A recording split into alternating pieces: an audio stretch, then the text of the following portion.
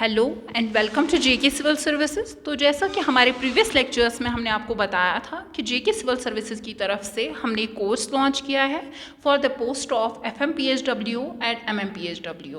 तो आज की हम इस वीडियो में बात करेंगे हमारे प्रीवियस ईयर पेपर के बारे में, जो कि जेके एसएसबी की तरफ से एक ऑफिशियल पेपर रहा था 2021 में। तो उससे पहले मैं आपको बताना चाहती हूँ, अगर आप हमारा कोर्स ज्वाइन करना चाहते हैं तो आप इस वीडियो के डिस्क्रिप्शन में जाके हमारी ऐप प्ले स्टोर से डाउनलोड कर सकते हैं।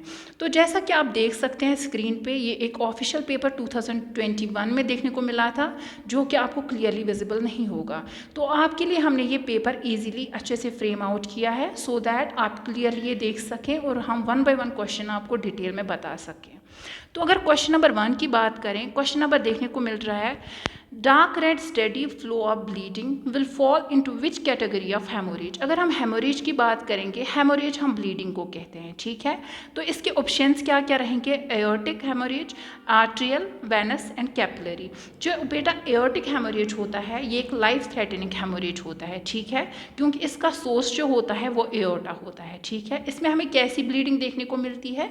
ब्राइट रेड ब्लीडिंग देखने को मिलती है, ठीक है।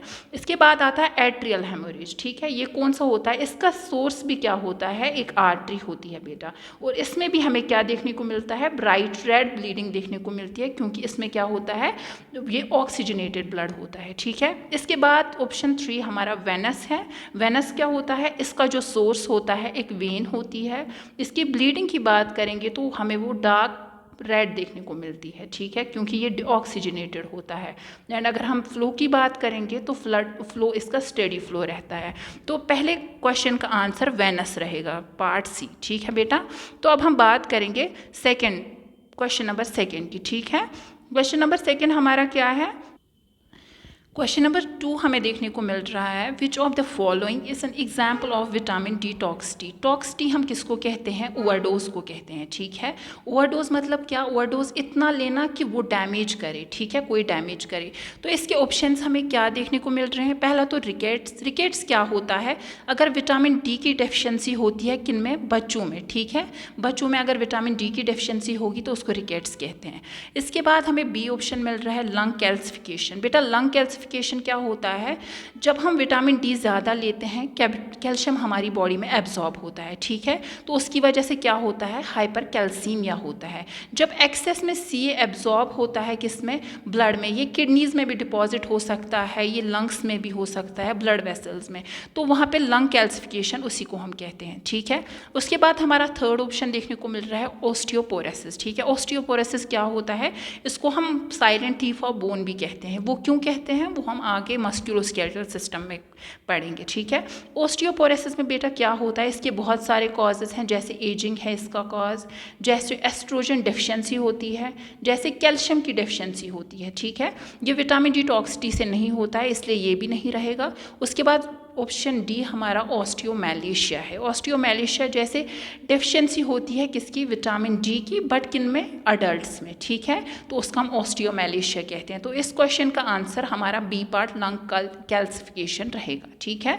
तो अब बात करते हैं हमारे पार्ट क्वेश्चन नंबर, तो बेटा हमारा क्वेश्चन नंबर 3 रहेगा, विच of the following trace elements is very essential for thyroid gland functioning, ठीक है। अगर ऑप्शंस की हम बात करेंगे, पहला ऑप्शन देखने को मिल रहा है phosphorus, fluorine, sodium and iodine, ठीक है। तो इसका आंसर रहेगा आयोडीन, ठीक है, क्योंकि आयोडीन जो है ये मोस्ट क्रिटिकल एलिमेंट रहता है किसके लिए? थायराइड फंक्शनिंग के लिए, ठीक है। अगर इसकी डेफिशिएंसी हो जाए तो हमें ग्वाइटर देखने को मिलता है, हमें हाइपोथायराइडिज्म देखने को मिलता है, एंड उसके साथ साथ और भी डिसऑर्डर्स हमें देखने को मिलते हैं, ठीक है। उसके साथ साथ और भी एलिमेंट्स जो इंपॉर्टेंट होते हैं थायराइड ग्लैंड फंक्शनिंग के लिए, जैसे कि सेलेनियम होता है हमारा, जैसा जिंक होता है, आयरन होता है, और उसके साथ साथ कॉपर होता है, ठीक है। तो इसका जो राइट आंसर वो रहेगा आयोडीन, ठीक है बेटा। तो बात करेंगे हमारे फोर्थ क्वेश्चन की। हमारा फोर्थ क्वेश्चन है, who is the father of modern psychology. ठीक है, अगर हम मॉडर्न साइकोलॉजी के फादर की बात करेंगे तो वो विलियम वॉन्ट रहेंगे। ठीक है, तो इसका बी पार्ट आंसर रहेगा। इसके बाद हम बात करेंगे क्वेश्चन नंबर 5 की। Type of fever in which temperature falls in a zigzag manner for 2 or 3 days of a week before reaching normal is, ये कौन सा फीवर होता है। ठीक है, इसको हम रिलैप्सिंग फीवर कहते हैं बेटा। ठीक है, अब बात करेंगे क्वेश्चन नंबर 6 की। Where do you feel dorsalis pedis pulse. देखो पल्स की अगर बात करेंगे, इस इमेज में आप देख सकते हैं पल्स लेने के बहुत सारे साइट्स होते हैं। ठीक है, जैसे कि टेम्पोरल आर्टरी से हम ले सकते हैं, कैरोटिड एपिकल पल्स ले सकते हैं, ब्रैकियल ले सकते हैं, रेडियल ले सकते हैं, फेमोरल, वैसे बहुत सारे साइट्स रहते हैं पल्स के। तो अगर हम बात करेंगे डोर्सलिस पेडिस पल्स की, तो वो हम कहाँ लेते हैं, हमारे पैर में। ठीक है, तो इसका राइट आंसर कौन सा रहेगा, इसका राइट आंसर डी रहेगा, फुट। ठीक है, इसके बाद हम बात करेंगे क्वेश्चन नंबर 7 की। ठीक है, BCG vaccine is indicated in the prevention of which of the following disease. ठीक है, अगर हम बात करेंगे BCG वैक्सीन की, तो it is indicated in the prevention of TB। इसका राइट आंसर ए रहेगा, जिसमें TB आंसर आएगा। उसके बाद हमारा क्वेश्चन नंबर 8 है, ascariasis is commonly known as. अगर हम एस्केरेसिस की बात करेंगे तो इसको क्या कहते हैं। ठीक है, इसको ascariasis commonly known as round worms. ठीक है, इसके बाद हम बात करेंगे क्वेश्चन नंबर 9 की। Which of the following disease is caused bye Salmonella. ठीक है, इसको डायरिया आएगा, पार्ट सी इसका राइट आंसर रहेगा। उसके बाद है हमारा question number 10, which of the following is a probable sign of pregnancy. तो प्रेगनेंसी में हम पढ़ेंगे प्रोबेबल साइन क्या होता है एंड प्रिजम्पटिव साइन क्या होता है। देखो जो पहला ऑप्शन है एमोनेरिया, वो एक प्रोबेबल साइन नहीं होता। एमोनेरिया एक प्रिजम्पटिव साइन रहता है, या सब्जेक्टिव साइन रहता है, इसका कोई और कॉज भी हो सकता है। ठीक है, उसके बाद हमारा सेकेंड ऑप्शन है क्विकनिंग, तो क्विकनिंग भी एक प्रिजम्पटिव साइन रहता है। उसके बाद जो पेल्विक साइंस है, ये हमारा प्रोबेबल साइन रहता है। ठीक है, तो क्वेश्चन नंबर 10 का राइट आंसर सी रहेगा। इसके बाद हम बात करेंगे क्वेश्चन नंबर 11 की। Which of the following is the exclusion of the national demographic goal of 2010। First आता है इसका 100% registration of birth, death, marriage and pregnancy, तो ये इसमें इंक्लूड हुआ था। Promote early marriage before age 20 for female, ये इसमें इंक्लूड नहीं हुआ था, इसमें बात डिले की हुई थी, ना कि अर्ली मैरिज की। ठीक है, तो ये इसमें इंक्लूड नहीं हुआ था। Free compulsory school education up to 14 years, ये भी इसमें इंक्लूड हुआ था। Reduction of infant mortality rate below 30%, 1000 live births, ये भी इसमें इंक्लूड हुआ। तो हमारा राइट आंसर इसका सेकेंड पार्ट रहेगा। इसके बाद हम बात करेंगे हमारे क्वेश्चन नंबर 12 की। ठीक है, the fungating lesions appearing on sole of foot is caused by papilloma virus is generally called as. हमारा पहला पार्ट है प्लांटर वॉर्ट्स। प्लांटर वॉर्ट्स जो हैं ये किसकी वजह से होते हैं, ये भी ह्यूमन पैपिलोमा वायरस से होते हैं, तो ये एक वायरल है, it means that A part हमारा राइट आंसर रहेगा। इसके बाद हम बात करेंगे क्वेश्चन नंबर 13 की। Calcium channel blockers are used for. देखो कैल्शियम चैनल ब्लॉकर्स क्या होते हैं, ये हमारे मसल्स को रिलैक्स करने में हेल्प करते हैं। ठीक है, और ये हम किस में देते हैं, ब्लड प्रेशर में देते हैं। जब हमारा हाई ब्लड प्रेशर होता है, हाइपरटेंशन जिसको आप कहते हैं। हाइपरटेंशन के लिए आप एक मेडिकल ट्रीटमेंट में याद रखेंगे, एक इसकी ट्रिक रहती है ABCD। ठीक है, वो क्या होती है, इसमें हमें पहले क्या प्रोवाइड करना होता है, AC inhibitors, B means beta blockers हमें इसमें प्रोवाइड करने होते हैं, C means calcium channel and D means diuretics हमें देने होते हैं।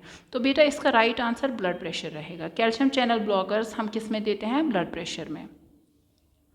इसके बाद हमारा क्वेश्चन नंबर 14 है, व्हाट इज़ RCH। RCH क्या होता है, रिप्रोडक्टिव चाइल्ड हेल्थ। इसमें क्या होता है, एक मैटरनल एंड चाइल्ड हेल्थ के बारे में एक प्रोग्राम है। ठीक है, तो इसका राइट आंसर C रहेगा, रिप्रोडक्टिव चाइल्ड हेल्थ। इसके बाद क्वेश्चन नंबर 15 है, which artery pulsation must be palpated while checking blood pressure. तो जैसा कि हमने पहले भी पढ़ा कि पल्स पॉइंट्स के बारे में, अगर हम ब्लड प्रेशर चेकिंग के बारे में, तो उस टाइम हम क्या करते हैं, ब्राइकियल आर्टरी यूज़ में लेते हैं। इसके बाद हम बात करेंगे क्वेश्चन नंबर 16 की।